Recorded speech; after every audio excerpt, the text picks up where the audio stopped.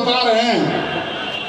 आज भी यहाँ के घर द्वारे इस बात के जीते जागते प्रमाण हैं। ये कोसी की धरती ये मजदूरों का हब बना हुआ है, ये पलायन की धरती है। हर साल लाखों लाख की संख्या में यहाँ के लोग पलायन करते हैं, गुजरात जाते हैं, महाराष्ट्र जाते हैं, दूसरे राज्यों में काम करने के लिए जाते हैं। लेकिन इन समस्याओं पर यहाँ के बड़े भाई ने, यहाँ के छोटे भाई ने कभी कोई गंभीरता के साथ विचार नहीं किया। हाँ, 30 वर्षों में जरूर कुछ सड़कें बनी है, बिजली आई है, लेकिन जनता की जो बुनियादी जो समस्या है, पार्टी को मजबूत करें और प्रदेश के सामने जो चुनौती है, जो पलायन की चुनौती है, जो बाढ़ की जो विभीषिका यहाँ बराबर आती रहती है इस पूर्वांचल की धरती। इधर देखिए सर, इधर सर, अरे आगे सटिए ना, आगे सटिए ना।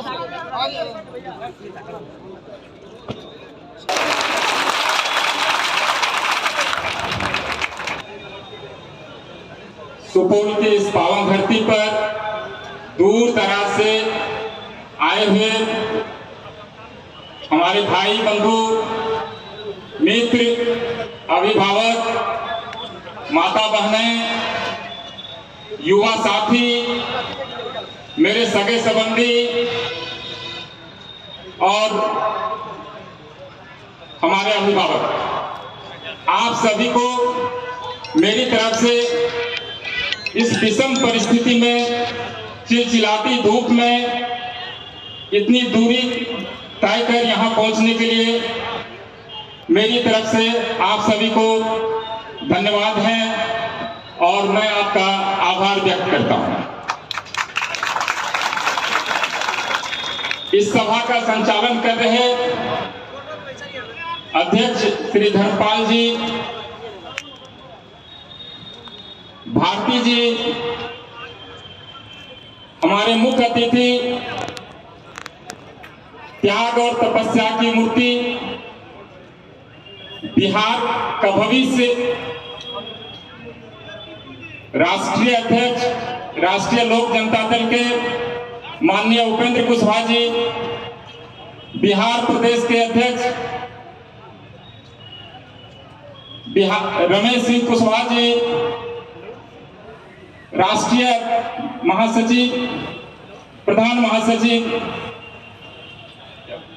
माधव आनंद जी, राष्ट्रीय उपाध्यक्ष जितेंद्र नाथ जी, मदन चौधरी जी, जंग बहादुर जी, अंगद कुशवाहा जी, हमारे मित्र प्रशांत पंकज जी, युवा दिलों की धड़कन हिमांशु पटेल जी, चंदन बागची जी, युवा साथी रोशन राजा जी और हमारे जिला के जितने भी पदाधिकारीगण हैं, विशेष करके मैं कुछ नाम जरूर लेना चाहूंगा।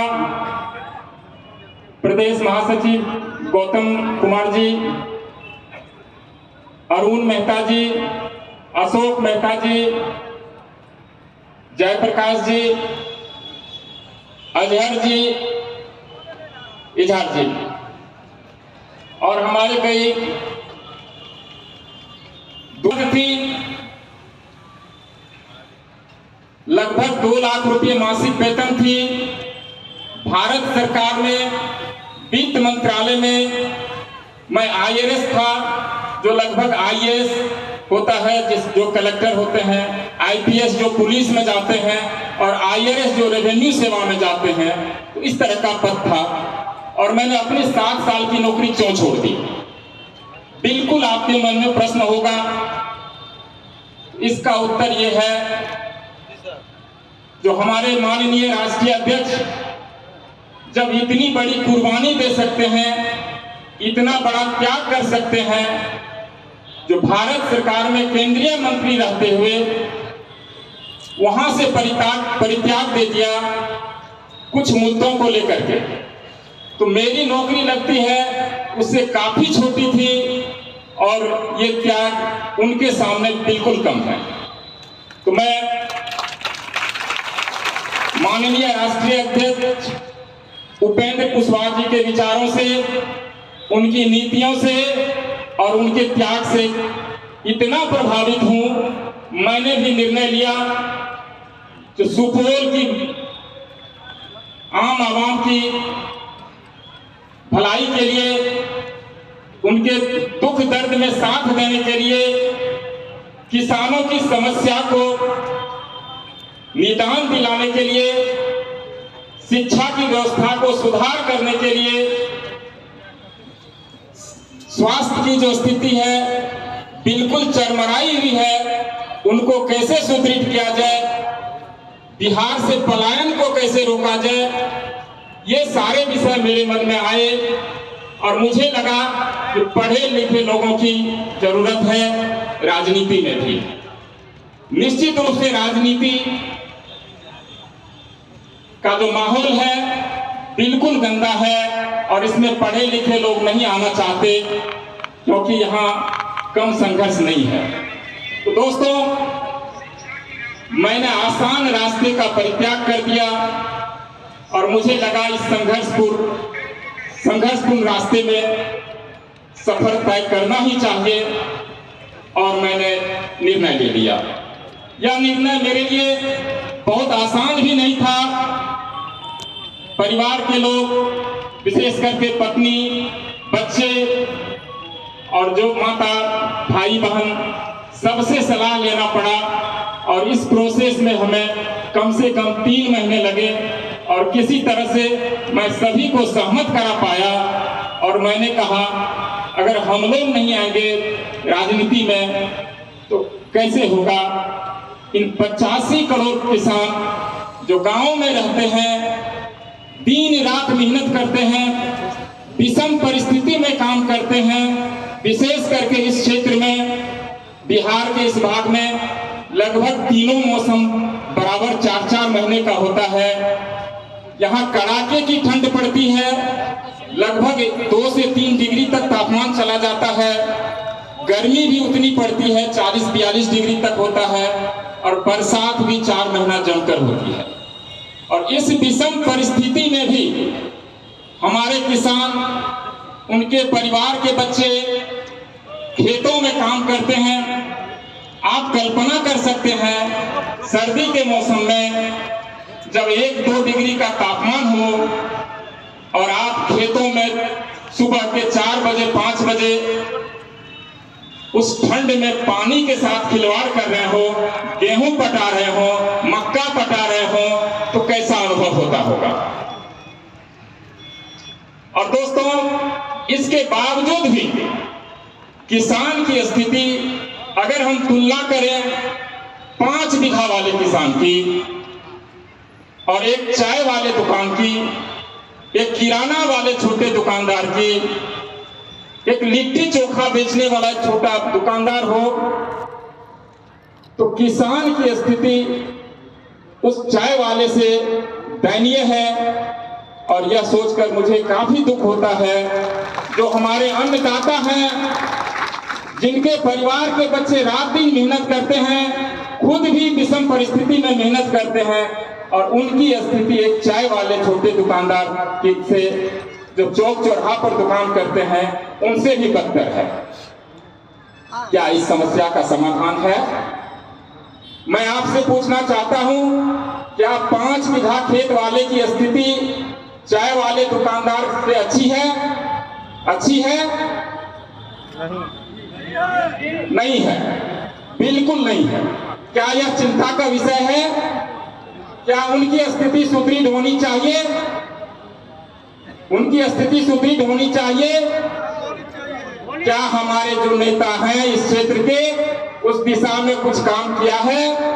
उनके पास कोई रोड मैप है? बिल्कुल नहीं है। दोस्तों, यहाँ सरकार को, सरकार से जुड़े पदाधिकारी को इसमें काम करने की जरूरत है। दोस्तों, मैं छोटा 1-2 उदाहरण दे दूंगा। इस वर्ष आलू की खेती हुई, लोगों ने कड़ी मेहनत कर आलू की खेती की और 400 रुपया क्विंटल लेने वाला खरीदार नहीं था आलू का। सही बात है? 300 बता रहे हैं कुछ लोग। कई लोगों ने, कई किसान ने खेतों में अपना फसल छोड़ दिया, क्योंकि उसको उखाड़ने में, बाजार ले जाने में जितना खर्च होता था, बेचने पर उतना नहीं मिलता था। कम से कम आलू का कीमत 800-900 रुपया क्विंटल नहीं हो तो किसान को मुनाफा नहीं हो सकता। क्या सरकार के लिए, ऐसे किसानों के लिए जो आलू की खेती करते हैं, कोई व्यवस्था है? क्योंकि सरकार की कोई खरीदारी नहीं होती, क्या करें? कोल्ड स्टोरेज की सुविधा नहीं है। आज से 15 साल पहले देखें तो हर एक शहर में 2-4 कोल्ड स्टोरेज हुआ करता था। बिजली की इतनी कीमत थी, तो धीरे धीरे सारे कोल्ड स्टोरेज बंद हो गए। मक्का की बात करें, इस क्षेत्र में रबी फसल जो है, जो अक्टूबर-नवंबर में फसल बोया जाता है, जिनके पास 5 बीघा जमीन है तो 3-4 बीघा में मक्का की खेती जरूर करते हैं। आप पाएंगे 2 साल पहले 1000 रुपया क्विंटल लेने वाला भी खरीदार नहीं था मक्का का। अब किसान तो मौसम वैज्ञानिक है नहीं, अगले साल कम फसल लगाया, पैदावार कम हुई और कीमत हो गया 2400 रुपया, 2500 रुपया तक।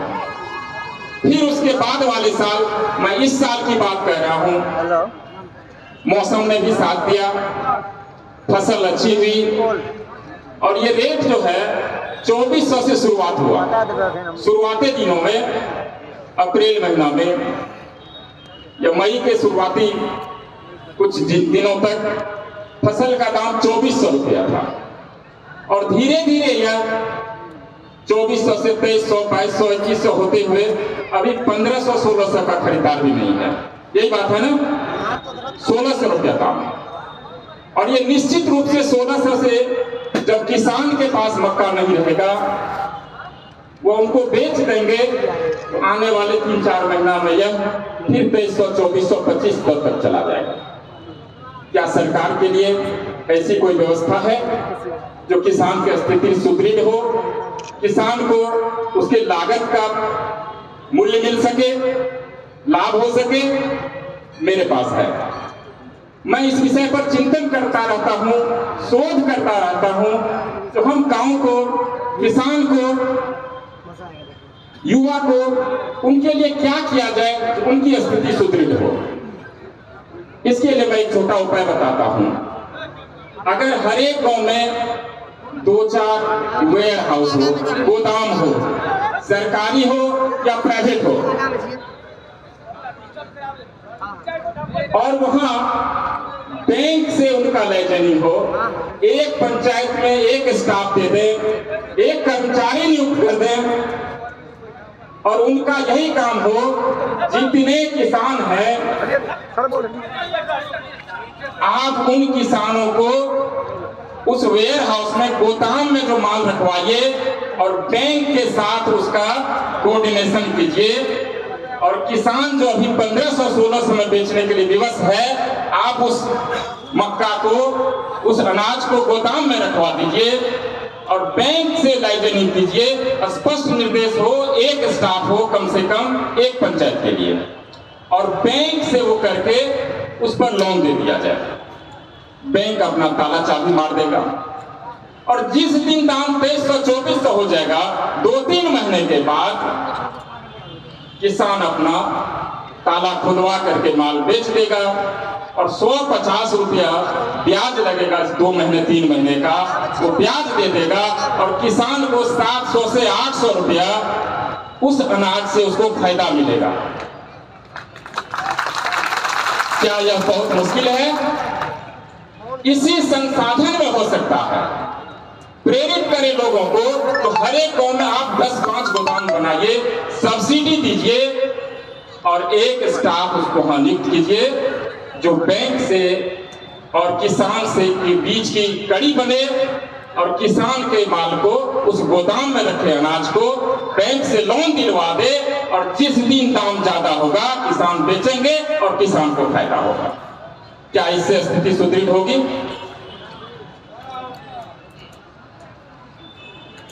अब मैं दूसरा जो मुख्य विषय है शिक्षा का, बिहार का अगर हम नाम लें तो बिहार शिक्षा के क्षेत्र में प्राचीन समय में भी जनक था, और यहाँ विश्व के कोने कोने से लोग पढ़ाई करने आते थे। नालंदा यूनिवर्सिटी था। और आज की स्थिति यह है, जो सरकारी व्यवस्था हमारी शिक्षा की है, जो थोड़े से भी समृद्ध हैं, किसान भी हैं, वो अपने बच्चे को सरकारी स्कूल में पढ़ाना नहीं चाहेंगे। क्या पढ़ाना चाहेंगे? नहीं। तो किसान क्या करते हैं? गांव के लोग अपनी गाढ़ी कमाई का अधिकांशतः हिस्सा पढ़ाई में खर्च करते हैं, बच्चों की पढ़ाई में।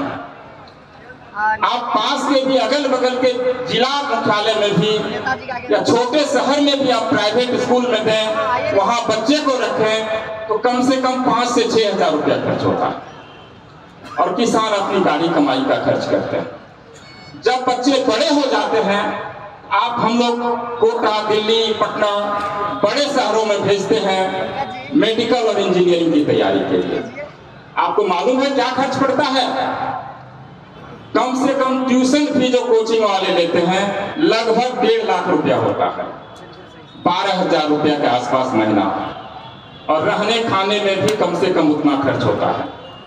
तो 25,000 रुपये महीना हम लोग एक बच्चे के लिए, उसके भविष्य के लिए, उसको इंजीनियर डॉक्टर बनाने के लिए हम यहाँ से दूर भेज देते हैं, अकेले भेज देते हैं, और उस 25,000 में कम से कम 40 मन अनाज भेजना पड़ता है एक महीने के लिए, एक बच्चा के लिए। क्या किसान की स्थिति सुदृढ़ होगी? बिल्कुल नहीं होगी। इसके भी उपाय हैं, क्या करें? आप पाएंगे सरकारी कॉलेज में, मेडिकल कॉलेज में बात कर रहा हूं, 10,000 कम से कम सीट है सरकारी कॉलेज में, जहां लगभग मुफ्त में पढ़ाई होती है। और अगर हम तुलना करें उसके प्राइवेट कॉलेज से, तो वहां कम से कम 80 से 90 लाख रुपया खर्च होता है 4.5 साल की पढ़ाई के लिए। क्या किसान के बच्चे, गरीब के बच्चे, गांव में रहने वाले लोग प्राइवेट कॉलेज में पढ़ा पाएंगे? क्योंकि हमारे बच्चे, गांव के बच्चे उन लोगों से कम्पीट नहीं कर पाते हैं जो शहरों में रहते हैं, बड़े स्कूल में पढ़ते हैं, कॉन्वेंट स्कूल में पढ़ते हैं, दिन रात ट्यूशन पढ़ते हैं, और हमारे गांव के बच्चे उस सरकारी स्कूल में पढ़ते हैं, 2 साल 3 साल मेहनत करके भी पास नहीं कर पाते हैं, वापस घर आ जाते हैं। और अब आप पाएंगे कि 10,000 में 1,000 बच्चे भी सरकारी मेडिकल कॉलेज में दाखिला गरीब के बच्चे नहीं ले पाते, क्योंकि लगभग 600 नंबर लाना पड़ता है नीट एग्जाम में। क्या इसके उपाय हैं? उपाय हैं। अगर आप उनके लिए ऐसी व्यवस्था कर दें जो कम से कम 5 साल पंचायत स्तर के जो स्वास्थ्य केंद्र हैं, वहां आप बोलेंगे जो सरकारी कॉलेज में अगर पढ़ते हो, सरकारी मेडिकल कॉलेज में, तो 5 साल आपको अपनी सेवा गांव के स्वास्थ्य केंद्र में देना पड़ेगा। क्या पटना, दिल्ली में रहने वाले लोग गांव में, छोटे गांव में अपने बच्चे को नौकरी करने देंगे? नहीं देंगे। जब ऐसी व्यवस्था हो जाए तो हमारे गांव के बच्चे जो 500 नंबर लाए हैं, किसान के बच्चे 450 नंबर लाए हैं, उनका दाखिला हो जाएगा। क्योंकि उनके साथ शर्त होगी, या तो आप सरकारी व्यवस्था में पढ़ते हो मेडिकल कॉलेज में, तो आपको 5 साल कम से कम सेवा देनी पड़ेगी पंचायत के स्वास्थ्य केंद्र में, या फिर आप प्राइवेट में पढ़ो या पूरी फीस देकर के उसी कॉलेज में पढ़ो। सभी भाग जाएंगे। धनी आदमी के बच्चे, शहरों में, बड़े शहरों में रहने वाले बड़े बाप के बच्चे दाखिला नहीं लेंगे, वो प्राइवेट कॉलेज में, मेडिकल कॉलेज में चले जाएंगे, और हमारे गरीब के बच्चे जिनको कम मार्क्स मिला है उनका दाखिला मेडिकल कॉलेज में हो जाएगा, और वो गांव में भी काम करेंगे, और उस दौरान वो प्राइवेट